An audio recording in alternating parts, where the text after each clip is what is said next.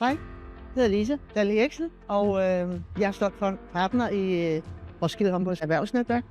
Og det er fordi to primære ting. Det ene er, at jeg vil rigtig gerne være til at støtte Roskilde Håndbold i deres rejse, som baserer sig på, at Roskilde Håndbold både skal have eliten på højeste niveau, men vi skal samtidig også have vores bredde og vores ungdom med som et bæredygtigt fundament på Roskilde Håndbold. Det vil jeg gerne støtte op omkring.